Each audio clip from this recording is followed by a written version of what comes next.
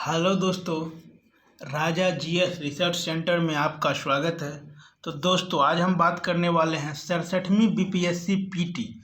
क्या बात करने वाले दोस्तों हैं? 67वीं बीपीएससी पीटी जीव विज्ञान द्वितीय दिन। तो दोस्तों, 67वीं बीपीएससी पीटी के लिए आज मेरा बायोलॉजी यानी जीव विज्ञान का द्वितीय दिन है। जैसा कि मैंने आप लोगों को फर्स्ट दिन का क्लास दे चुका हूं। चलिए दोस्तों, अब चलते हैं टॉपिक पर। मेरा आज का टॉपिक है उत्तक संगठन। क्या है दोस्तों? उत्तक संगठन। अब जानते हैं इसके बारे में।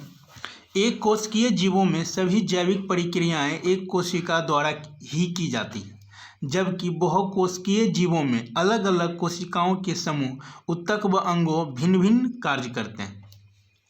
कोशिकाओं के ऐसे समूह को जिनकी उत्पत्ति, रचना व कार्य समान हो उसे उत्तक कहते हैं।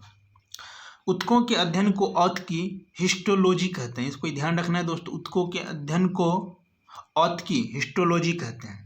चलिए दोस्तों, अब आते हैं पादप उत्तक, प्लांट टिश्यू। अब जानेंगे प्लांट टिश्यू के बारे में। पौधे का शरीर विभिन्न प्रकार के उत्तकों से बना है। इन उत्तकों को मुख्यतः दो भागों में विभाजित किया जाता है, विभाज्य उत्तक और अस्थायी उत्तक। तो दोस्तों, इसका नाम है मेरिस्टेमेटिक टिश्यू और परमानेंट टिश्यू। चलिए दोस्तों, यह मोटाई में वृद्धि करने वाले भाग जैसे पूर्वाग्र, शूट टिप, मूलार्ग, रूट टिप तथा कैबियम एधा में मिलता है। ये कोशिकाएं निरंतर विभक्त होती रहती है और पौधे की लंबाई और मोटाई को बढ़ाती है। ध्यान रखना है दोस्तों। अब चलिए दोस्तों, जानते हैं इसके लक्षण, कैरेक्टर के बारे में जानते हैं। इसका कैरेक्टर कैसा है? इनकी कोशिकाएं समान संरचना वाली है एवं कोशिका भित्ति सेल वॉल पतली होती है। तो दोस्तों, ध्यान रखना है, कोशिका भित्ति की जो सेल वॉल होती है वो पतली होती है।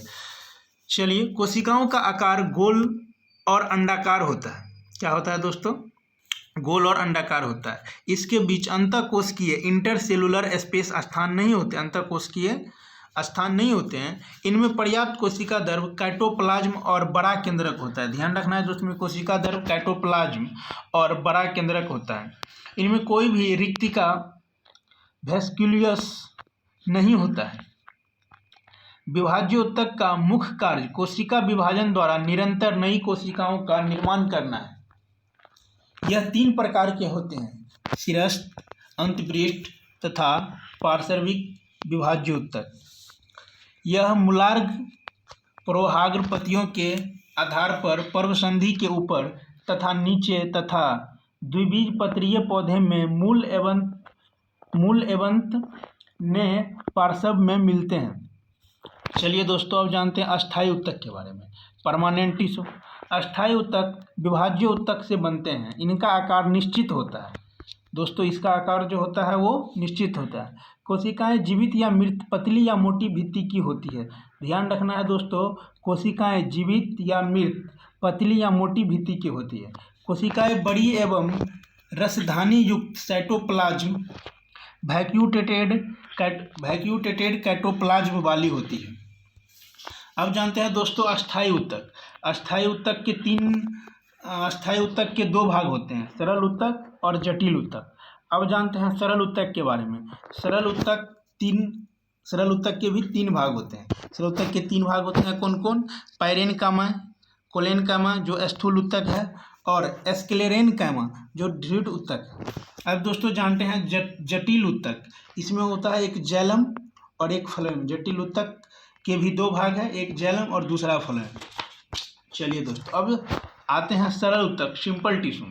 सरल उत्तक केवल एक ही प्रकार की कोशिकाओं के समूह है। पादप काय में पाए जाने वाले सरल उत्तक निम्न है: मृदुतक, स्थूल कोण, दृढ़ उत्तक। तो दोस्तों, पारेन्काइमा, कैलेन्काइमा, स्क्लेरेन्काइमा। दोस्तों, पादप काय में पाए जाने वाले सरल उत्तक निम्न है: पैरेन्काइमा, कैलेन्काइमा, स्क्लेरेन्काइमा। तो अब जानते हैं दोस्तों मृदुतक पैरेन्काइमा के बारे में। यह पौधे के जड़ तथा पत्तियों के फल फूल आदि में प्रमुखता से पाया जाता है। इसका आकार प्रायः समान होता है। इसकी भित्ति सेल वॉल पतली होती है और सेल्यूलोस की बनी होती है। ध्यान रखना है दोस्तों, पैरेन्काइमा की जो सेल वॉल पतली होती है और सेल्यूलोस की बनी होती है। कोशिकाएं प्रायः जीवित होती है। ध्यान रखना है दोस्तों, कोशिकाएं प्रायः जीवित होती है एवं इनमें सघन कोशिका द्रव डेंसिकाइटोप्लाज्म होता है। कोशिका द्रव होता है। कोशिका के मध्य एक बृहद रसधानी लार्ज वेसिक्यूले होती है। मृदु ऊतक के कार्य, फंक्शन ऑफ पैरेन्काइमा। अब जानेंगे दोस्तों फंक्शन ऑफ पैरेन्काइमा, इसके क्या कार्य होते हैं। तो इनके चार कार्य होते हैं दोस्तों, तो जानते हैं। इसका काम होता है भोजन का संचय एवं स्वांगीकरण, दृढ़ता प्रदान करना, रेजिन को संचित करना। मृदु तक पैरेन्काइमा में जब क्लोरोफिल उपस्थित होता है तो उसे क्लोरेन्काइमा कहते हैं और ये कोशिकाएं भोजन बनाती हैं। ठीक है दोस्तों, अब चलते हैं स्थूलकोण ऊतक कोलेनकाइमा। इसको जानते हैं दोस्तों विस्तार से। पौधे के प्रत्येक भाग में सबसे बाहरी कवच एपिडर्मिस होती है। एपिडर्मिस के ठीक नीचे कोलेनकाइमा होता है। यह जीवित कोशिका का बना होता है दोस्तों। कोलेनकाइमा जीवित कोशिका का बना होता है। कोशिका भित्ति पतली होती है परंतु कोशिका के कोनों पर यह मोटी होती है। ठीक है। अंतःकोशिकीय स्थान इंटरसेलुलर स्पेस नहीं होते हैं। ध्यान रखना है दोस्तों, अंतःकोशिकीय स्थान इंटरसेलुलर स्पेस नहीं होते हैं। कोशिकाओं का आकार गोल, अंडाकार एवं बहुपृष्ठीय होता है। इसमें प्रायः क्लोरोप्लास्ट होते हैं। अब जानेंगे दोस्तों इसके कार्य। इसके दो ही कार्य हैं। अब जानते हैं इसके कार्य के बारे में। पौधे में लचीलापन और दृढ़ता प्रदान करता है। जब कोलेनकाइमा में हरे वर्ण क्लोरोप्लास्ट होते हैं तब यह शर्करा और मंड शुगर एंड स्टार्च का निर्माण करते हैं। चलिए दोस्तों, अब जानते हैं तीसरा दृढ़ोदक स्क्लेरेन्काइमा के बारे में। स्क्लेरेन्काइमा ऊतक की कोशिकाएं प्रायः लंबी, पतली और लिगिन युक्त होती हैं। अतः कोशिकीय स्थान नहीं, आपस में सटे होने के कारण। इसका दोस्तों आपस में सटे होने के कारण कोशिकीय स्थान नहीं होता है। ये कोशिकाएं प्रायः दोनों सिरों पर नुकीली होती है। कोशिका भित्ति के अत्यधिक मोटे होने के कारण कोशिका नगण्य हो जाती है। चलिए दोस्तों, दो निकटवर्ती कोशिकाओं के बीच सुस्पष्ट मध्य पटलिका मिडिल लैमेला होती है। स्क्लेरेन्काइमा कोशिकाएं पौधे में अधिकता में पाए जाते हैं। इसका मुख्य कार्य पौधा में दृढ़ता पैदा करना है। कोशिका भित्ति में तिरछे क्षेत्र होते हैं जिन्हें गर्त कहते हैं। इसको ध्यान रखना है दोस्तों, कोशिका में तिरछे क्षेत्र होते हैं जिसे गर्त कहते हैं। जीव द्रव की अनुपस्थिति से कोशिका मृत हो जाती है। कार्टेक्स, पित्त, कठोर बीजों आदि स्क्लेरिड नामक विशेष कोशिका की परत पाई जाती है जो अधिक दृढ़ता प्रदान करती है। इन कोशिकाओं का कोई निश्चित आकार नहीं होता है, ये मृत होती है। स्क्लेरेन्काइमा दृढ़ ऊतक पादप के बाह्य भागों में रक्षी ऊतकों में रूपांतरित हो जाते हैं। चलिए दोस्तों, अब चलते हैं नेक्स्ट पेज पर। अब जानेंगे रक्षी ऊतक, प्रोटेक्टिव टिश्यू। अब जानेंगे दोस्तों रक्षी ऊतक के बारे में। ये ऊतक पौधे के बाह्य परत पर स्थित होते हैं। ये मोम जैसे पदार्थ क्यूटून से ढकी होती है। ये ऊतक पौधे के भीतरी ऊतकों की रक्षा करते हैं। जैसे जैसे जड़ और तने की आयु बढ़ती जाती है, परिधि पर स्थित एपिडर्मिस के अंदर की कोशिकाएं कॉर्क कोशिकाओं में रूपांतरित हो जाती हैं। अगला टॉपिक जानेंगे दोस्तों इसका। इनकी कोशिका भित्ति सुबेरिन नामक पदार्थ के जमा होने से बहुत मोटी हो जाती है। जैलम और फ्लोएम को संवहनीय ऊतक भी कहते हैं और ये मिलकर संवहन बंडल, वैस्कुलर बंडल बनाते हैं। अब जानेंगे दोस्तों कॉर्क के कार्य, फंक्शन ऑफ कॉर्क। चलिए दोस्तों, इनके तीन कार्य हैं, जानते हैं तीनों कार्य के बारे में। कॉर्क के अंदर को कोशिकाओं की रक्षा करते हैं। यह बहुत हल्की एवं अत्यधिक संपीडनीय कंप्रेसिव होती है, इसमें आसानी से आग नहीं लगती। इसका उपयोग रोधन, इंसुलेशन, घात रोधक, शॉक एब्जॉर्बर एवं खेल के सामान बनाने में किया जाता है। चलिए दोस्तों देखते हैं आगे। रक्षी ऊतक की कोशिकाएं रक्षा कार्य के लिए विशेष स्वरूपों में परिवर्तित हो जाती है, जैसे प्याज की झिल्ली की कोशिकाओं की भित्तियां लिग्निन सुबेरिन जैसे कुछ कार्बनिक पदार्थों के जमा होने से मोटी और जलरोधी हो जाती है।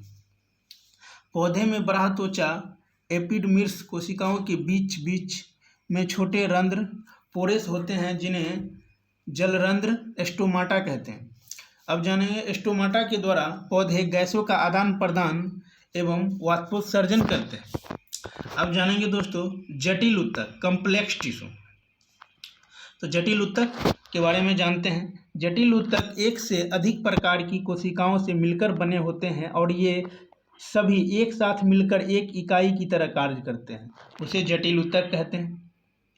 जटिल ऊतक जल, खनिज, लवण तथा पौधे द्वारा बनाए गए भोजन को पौधे के अन्य भागों तक पहुंचाता है। जटिल ऊतक दो प्रकार के होते हैं, इसको ध्यान रखना है दोस्तों, जैलम और फ्लेम। तो दोस्तों अब पहले जानते हैं जैलम के बारे में। जैलम यह 4 प्रकार की कोशिकाओं ट्रैकिडस, वाइसेल्स या वाहिका, जैलम पैरेन्काइमा तथा जैलम स्क्लेरेन्काइमा से मिलकर बना होता है। इसमें वाहिका वीसेल्स सबसे महत्वपूर्ण होती है। ये पानी तथा खनिज लवणों को जड़ से पौधे के अन्य भाग तक पहुंचाता है। जैलम पौधे को दृढ़ता प्रदान करता है। अब जानेंगे दोस्तों फ्लोएम। यह जीवित संवहन ऊतक है। यह चालनी नलिका, सेब ट्यूब्स, सकोशिका, कैम्पेनियन सेल्स, फ्लोएम पैरेन्काइमा तथा फ्लोएम रेसे बास्ट फाइबर से मिलकर बनते हैं। इसमें सबसे बड़ी चालनी नलिका होती है। फ्लोएम में दोस्तों सबसे बड़ी चालनी नलिका होते हैं। इसमें छिद्रित भित्ति होती है जो पत्तियों से भोजन को पौधे के विभिन्न भागों तक पहुंचाती है। अब जानेंगे जंतु ऊतक, एनिमल टिश्यू क्या होता है। मनुष्य सहित सभी उच्च कशेरुगी जंतुओं में 4 प्रकार के ऊतक पाए जाते हैं। पहला है दोस्तों उपकला ऊतक, जिसे एपिथेलियस टिश्यू कहते हैं, उपकला ऊतक। उसके बाद आता है दोस्तों संयोजी ऊतक, जिसे कनेक्टिव टिश्यू कहते हैं। तीसरी आता है पेशीय ऊतक, जिसे म्यूसिकुलर टिश्यू कहते हैं। चौथा तंत्रिका ऊतक, जिसे नर्वस टिश्यू कहते हैं। अब जानते हैं दोस्तों उपकला ऊतक। यह एक रक्षी अस्तर ऊतक है जो त्वचा, मुंह, आहार नाल तथा फेफड़ों की सतह पर एपिथेलियमी ऊतक से बनी होती है। इस ऊतक की कोशिकाओं के आकार और रचना में भिन्नता होती है। इनकी उत्पत्ति एक्टोडर्म, मेसोडर्म एवं एंडोडर्म आदि परतों से होती है। इनमें रुधिर कोशिकाओं का अभाव होता है। दोस्तों अब इनके जानेंगे कार्य। संयोजी ऊतक के क्या कार्य हैं? चलिए दोस्तों इसके कार्य के बारे में जानते हैं। दोस्तों जानेंगे उपकला ऊतक के बारे में कार्य। उपकला ऊतक के कार्य को जानेंगे। ये कोशिकाएं त्वचा की बाह्य परत बनाती है एवं अंदर की कोशिकाओं की रक्षा करती है। दूसरा कार्य है इसका जल तथा अन्य पोषक पदार्थों के अवशोषण में सहायक होते हैं। तीसरा कार्य है व्यर्थ पदार्थों के उत्सर्जन में सहायक होती है। चौथा कार्य है स्त्रावन में सहायक होता है। और पांचवा कार्य है कई नालवत अंगों में ये श्लेष्म या अन्य तरल पदार्थों के संवहन में सहायक करती है। अब दोस्तों जानेंगे संयोजी ऊतक।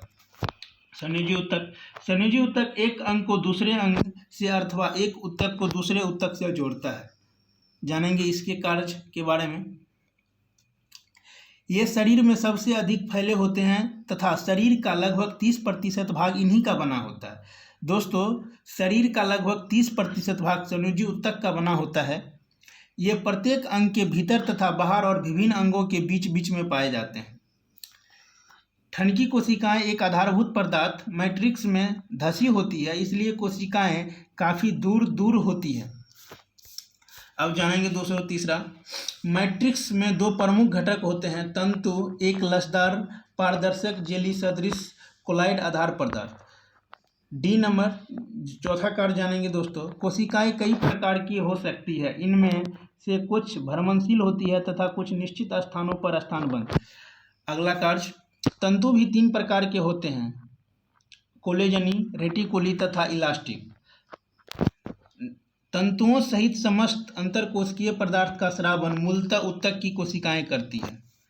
अगला, संयोजी ऊतक की 3 प्रमुख श्रेणियां होती है, साधारण संयोजी ऊतक, तंतुमय संयोजी ऊतक और कंकाल संयोजी ऊतक।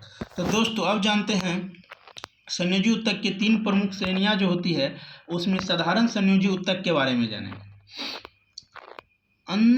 अंतरालित ऊतक, मैट्रिक्स अर्थ तरल जेली के समान गाढ़ा मात्रा में अधिक पारदर्शक, चिपचिपा, त्वचा के नीचे पेशियों के बीच व रक्त वाहिनियों तंत्रिकाओं के चारों ओर उपस्थित होता है।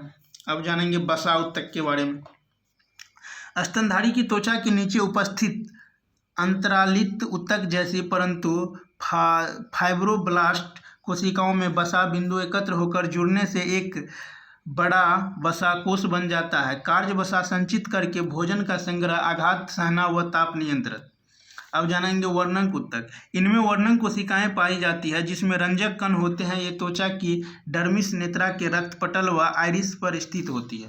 अब जान तंतुमय संयोजी ऊतक में मैट्रिक्स की मात्रा कम व रेशेदार तंतुओं की संख्या अधिक होती है। ये 2 प्रकार के होते हैं। अब जानेंगे दोस्तों, पहला है श्वेत रेशेदार।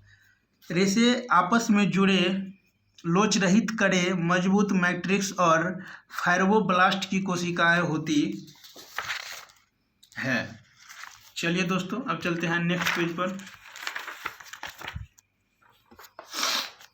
यह दृढ़ता प्रदान करती है, शक्ति व दाब को सहन करता है।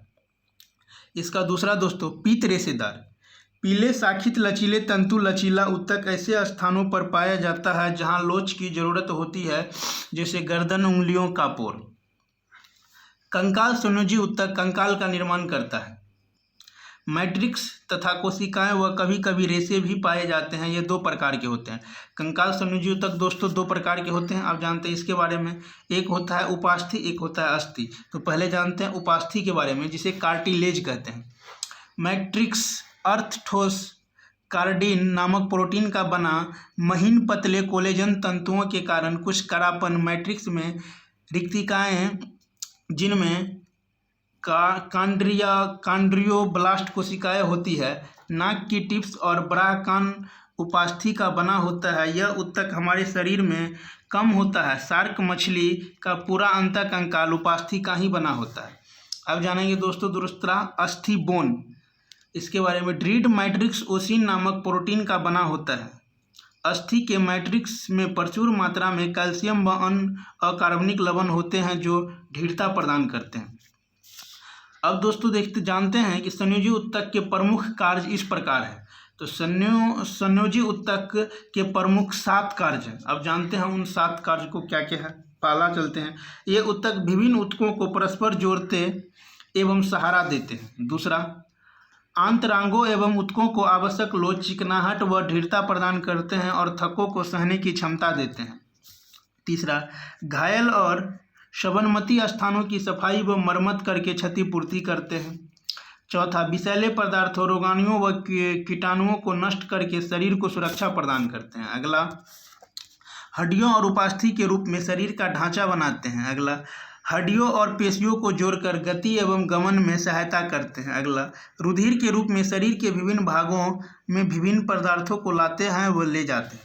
चलिए दोस्तों अब जानते हैं रुधिर, ब्लड के बारे में। ब्लड, रुधिर एक तरल संयोजी ऊतक है जो परिसंचरण तंत्र में भ्रमण करता है। यह 60% प्लाज्मा मैट्रिक्स और 40% रुधिर कणिकाओं का बना होता है। ध्यान रखना है दोस्तों कि ब्लड 40% प्लाज्मा और 60% प्लाज्मा और 40% रुधिर कणिकाओं का बना होता है। स्वस्थ व्यक्ति के शरीर में लगभग 7% भाग रुधिर का ही बना होता है। तो दोस्तों जो व्यक्ति स्वस्थ रहता है उसका 7% भाग रुधिर का ही बना होता है। रुधिर कणिकाएं निम्न प्रकार की होते हैं। तो चलिए दोस्तों अब जानते हैं रुधिर कणिकाएं कौन कौन सी है। लाल रुधिर कणिकाएं RBC, श्वेत रुधिर कणिकाएं WBC, प्लेटलेट्स या थर्म्बोसाइट्स। अब जानते हैं दोस्तों, रक्त की उत्पत्ति भ्रूण के मेसोडर्म से होती है। इसका मैट्रिक्स हल्के पीले रंग का होता है। स्वस्थ मनुष्य में यह 5 से 6 लीटर तक पाया जाता है। ध्यान रखना है दोस्तों कि मानव शरीर में, स्वस्थ मनुष्य में 5 से 6 लीटर पाया जाता है। यह शरीर के भार का 7% होता है। दोस्तों, रक्त जो होता है यह शरीर के भार का 7% होता है और यह सरल संयोजी ऊतक होता है। यह हल्का क्षारीय पीएच यह हल्का क्षारीय होता है। इसका हल्का क्षारीय पीएच होता है 7.4। इसका पीएच मान 7.4 होता है। रक्त में 2 प्रकार की पदार्थ पाए जाते हैं, प्लाज्मा और दूसरा रुधिराणु, ब्लड कोर्यूपुस्कुलर। अब जानते हैं दोस्तों प्लाज्मा के बारे में। रुधिर का 60% होता है। प्लाज्मा रुधिर का 60% होता है। इसमें 90% जल होता है व 10% कार्बनिक व आर्सेनिक पदार्थ होते हैं। एवं चलिए दोस्तों, अब चलते हैं नेक्स्ट पेज पर। रुधिर में प्रोटीन, पचे हुए पोषक पदार्थ, हार्मोन्स, उत्सर्जी पदार्थ, एंजाइम आदि में पाए जाते हैं। अब जानते हैं दोस्तों रुधिराणु। रुधिर का 40% होता है। इसके 3 भाग होते हैं, लाल रक्त कोशिकाएं, रेड ब्लड कॉर्प्यूस्कल्स और एंथ्रोसाइट्स। अब जानते हैं दोस्तों लाल रक्त कोशिका के बारे में। ये केवल कशेरुकी प्राणियों में पाए जाते हैं। इसी में हीमोग्लोबिन Hb नामक प्रोटीन पाई जाती है, जिसमें लोहा का सूत्र होता है Fe पाया जाता है। हीमोग्लोबिन ऑक्सीजन को शोषित कर ऑक्सी हीमोग्लोबिन HbO2 नामक अस्थायी यौगिक बनाता है, जो विखंडित होकर ऑक्सीजन को मुक्त कर देता है। यही O2 शरीर के विभिन्न हिस्सों में पहुंचती है और CO2 को हीमोग्लोबिन वापस कार्बोक्सी हीमोग्लोबिन के रूप में फेफड़े, लंग्स तक लाता है। स्तनधारियों के आरबीसी के जीवद्रव्य में केंद्रक का पूर्ण अभाव होता है। स्तनधारियों में सिर्फ ऊंट के आरबीसी में केंद्रक पाया जाता है। श्वेत रुधिराणु, व्हाइट ब्लड कॉर्प्यूस्कल्स। अब जानते हैं दोस्तों श्वेत रुधिराणु के बारे में।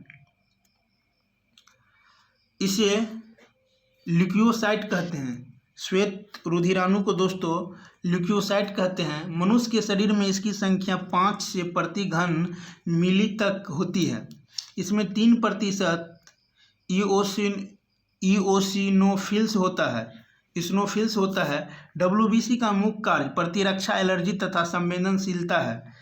WBC में अन्य पदार्थ 5%, बोसोफिल 77%, न्यूट्रोफिल्स 18%, लिम्फोसाइट 1 से 3%, मोनोसाइट, लिम्फोसाइट WBC का 18 से 20% तक होता है। इसको दोस्तों याद रखना। अब जानते हैं मोनासाइट। मानव शरीर में जिन स्थानों से कोई जीवाणु या रोगाणु शरीर में प्रवेश करता है, वहाँ पर ये समूह में एकत्रित होकर अपने कूटपादों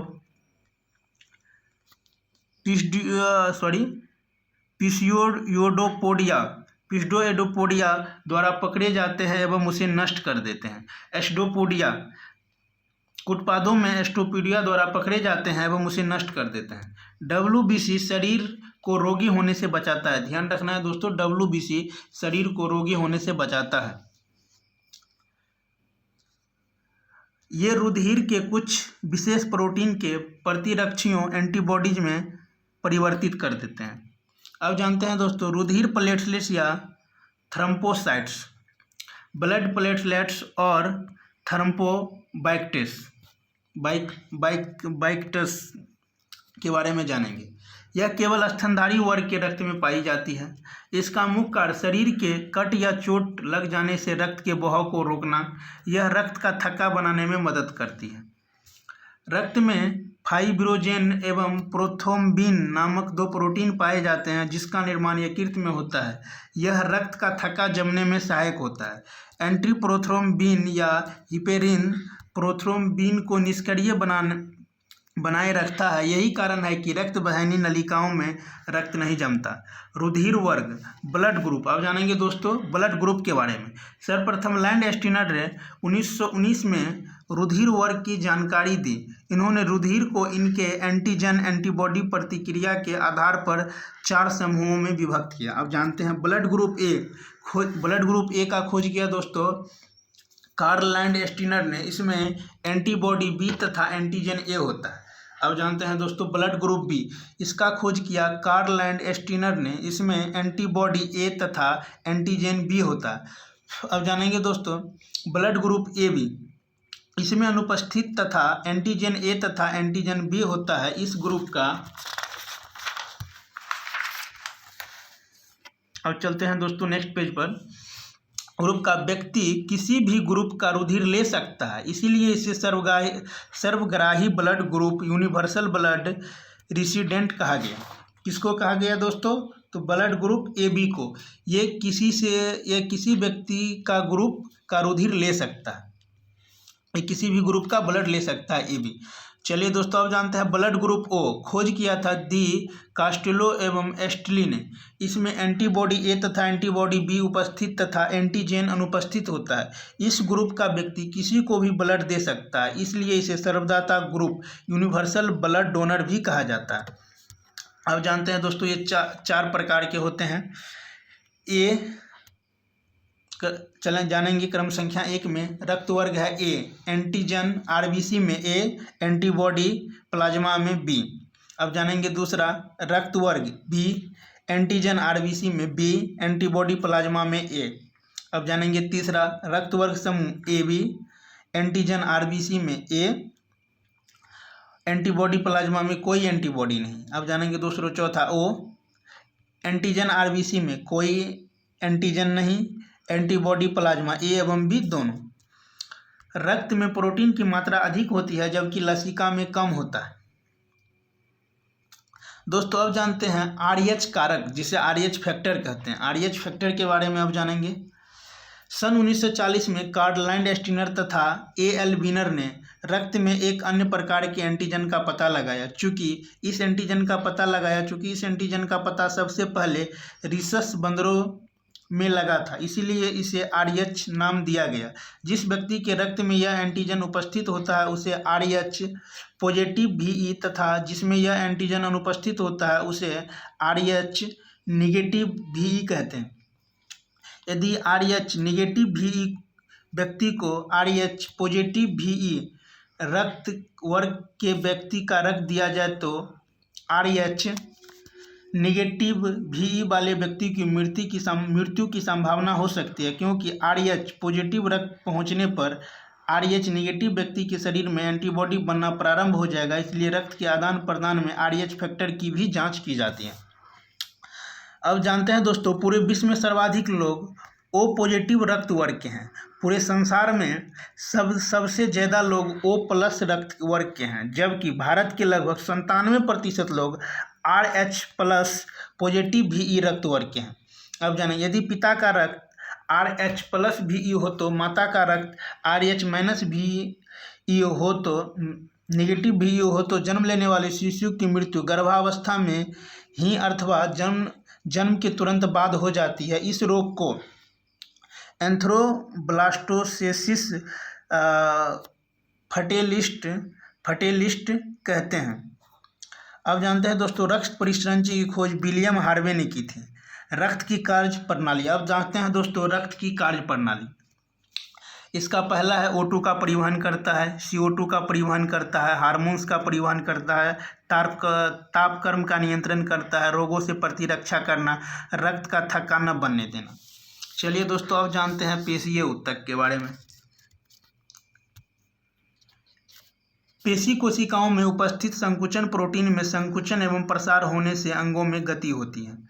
पेशीय ऊतक 3 प्रकार के होते हैं, रेखीय ऊतक, अरेखीय ऊतक, हृदयक ऊतक। दोस्तों बहुत लेट हो गया है, अब चलिए चलते हैं दोस्तों थोड़ा फास्ट में। रेखीय पेशी या कंकाल पेशी। कंकाल पेशी हड्डियों के साथ जुड़ी होती है और शरीर को गति प्रदान करने में सहायक होती है। ये पेशियाँ, चलिए दोस्तों चलते हैं नेक्स्ट पेज पर। ये पेशियाँ हमारी इच्छानुसार कार्य करती है, इसीलिए इसे ऐच्छिक कोशी वॉलंटरी म्यूसिकल्स भी कहते हैं। हमारे शरीर का 40% भाग इसी पेशी का बना होता है। अब जानते हैं दोस्तों इसके लक्षण और कैरेक्टर के बारे में। इसकी कोशिकाएं लंबी और बेलनाकार होती है और अशाखित होती है। इन पर हल्के एवं गहरे रंग के बैंड पाए जाते हैं जो क्रमानुसार एकांतर क्रम में उपस्थित होते हैं, इसलिए इन्हें रेखित पेशी कहते हैं। बहुत सारे केंद्रक जो पेशी के बाहर स्थित होते हैं। दोस्तों तीसरा है इसका लक्षण, बहुत सारे केंद्रक जो पेशी के बाहरी और स्थित होते हैं। अब जानते हैं दोस्तों अरेखित पेशी या चिकनी पेशी के बारे में। हमारे शरीर के अंदर आमाशय, आंत, मूत्राशय, वाहिनी व श्वास नली आदि अंगों की भित्ति में होती है। ये पेशियाँ कभी भी अस्थियों से जुड़ी नहीं होती, इसलिए इसे अकंकाली पेशी कहते हैं। इसके लक्षण जानेंगे दोस्तों। कोशिकाएं लंबी एवं दोनों सिरों पर पतली होती है। कोशिका के अंदर मध्य भाग में स्थित केवल एक केंद्र होता है, इसके चारों ओर अल्प सार्कोप्लाज्म पाया जाता है। तीसरा जानेंगे, पेशी के आर पार कोई पट्टी या बैंड नहीं होता है, अतः इन्हें अरेखित पेशी कहते हैं।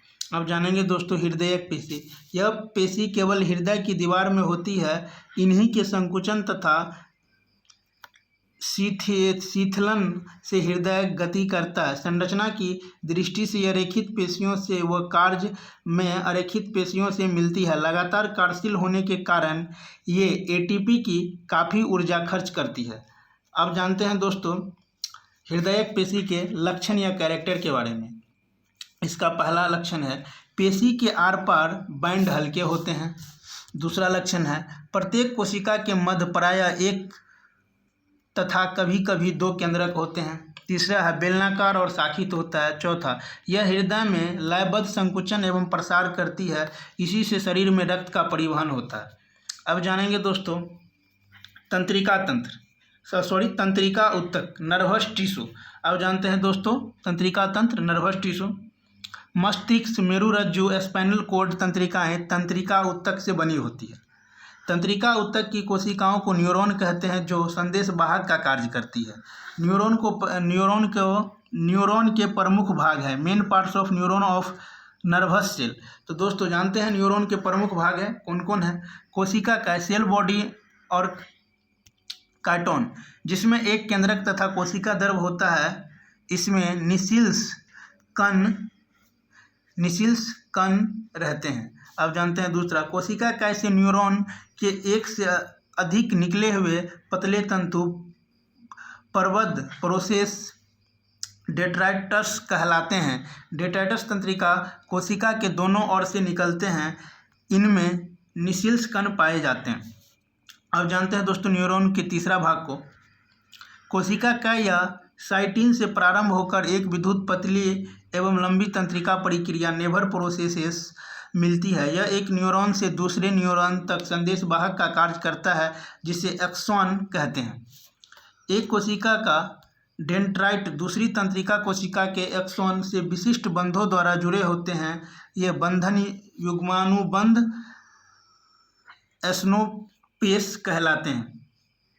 अब जानते हैं दोस्तों तंत्रिका आवेग का संवहन। न्यूरॉन में एक ओर से दूसरी ओर सिनेप्स के ऊपर से न्यूरॉन में एक ओर से दूसरी ओर। चलिए दोस्तों अब चलते हैं लास्ट पेज पर। तंत्रिका तंतु में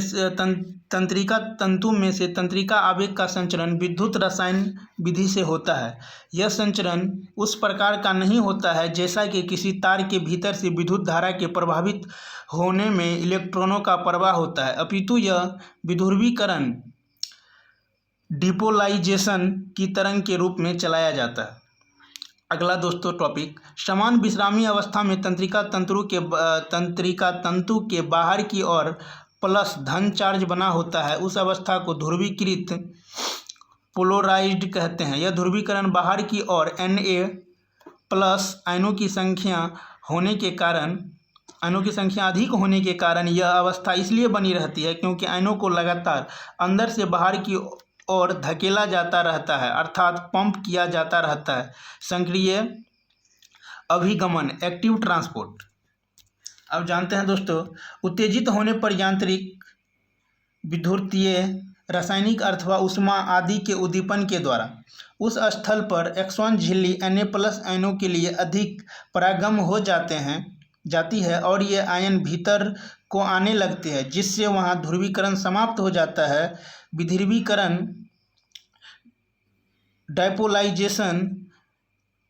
डिपोलाइजेशन इसके फलस्वरूप स्थानिक तौर पर झिल्ली के भीतर की दिशा धन पॉजिटिव हो जाती है और बाहर की दिशा ऋण नेगेटिव हो जाती है। अब जानते हैं दोस्तों, अब ध्रुवीकरण का यह बिंदु झिल्ली के सहवर्ती क्षेत्र के लिए स्वयं एक उद्दीपन बन जाता है और अब यह अगला क्षेत्र ध्रुवीकृत हो जाता है। इसी बीच पहला क्षेत्र पूर्ण ध्रुवीकृत लिपोलराइज्ड हो जाता है, क्योंकि एक सोडियम पोटेशियम पंप Na+ आयनों को सक्रिय अभिगमन के द्वारा पुनः झिल्ली के बाहर की ओर पहुंचा देता है।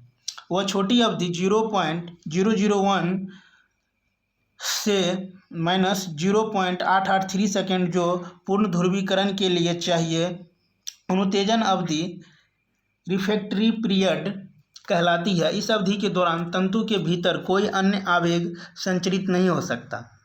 अब जानते हैं दोस्तों, सिनैप्स के ऊपर से, सिनैप्स उस संपर्क बिंदु को कहते हैं जो एक न्यूरॉन के एक्सॉन की अंत शाखाओं एवं दूसरी न्यूरॉन के डेंड्राइटों के बीच बनता है। अब जानते हैं दोस्तों, तंत्रिका तंतु में से गुजरता हुआ आवेग या तो अपने लक्ष्य पेशी में पहुंचता है, जहां एक्सॉन की अंत शाखाएं पेशी को उत्तेजित करती है जिससे पेशी संकुचित होती है, या वह एक अन्य न्यूरॉन के डेंड्राइटों के साथ बनने वाला मिलन बिंदु है जो सिनैप्स कहलाता है। अब जानते हैं दोस्तों, सिनैप्स के ऊपर से आवेग का संचरण एक रासायनिक प्रक्रिया होती है। जब कोई आवेग एक्सॉन के अंतिम सिरों पर पहुंचता है, तब वहां से एक रसायन एसिटिलकोलिन अथवा एड्रिनल निकलता है, जो आगे अगले न्यूरॉन को डेंड्राइटों में उत्तेजना पैदा करके वहां से एक नए आवेग की शुरुआत कर देता है। एक एंजाइम कोलिनेस्टरेज शीघ्र ही इस रसायन को विघटित कर देता है, जिससे सिनैप्स अगले संचरण के लिए पुनः तैयार हो जाता है। तो दोस्तों, आज मेरा बायोलॉजी का दूसरा दिन समाप्त हुआ। तो मैं आशा करता हूं कि आप लोगों को मेरा वीडियो अच्छा लगा होगा। दोस्तों, अगर आप मेरे क्लास को करते हैं तो आप 125+ नंबर ला सकते हैं। 67वीं BPSC में अगर आप मेरे क्लास को करते हैं तो 125+ आप ला सकते हैं। तो दोस्तों, अब मिलते हैं अगले नेक्स्ट क्लास में मिलेंगे। जय हिंद।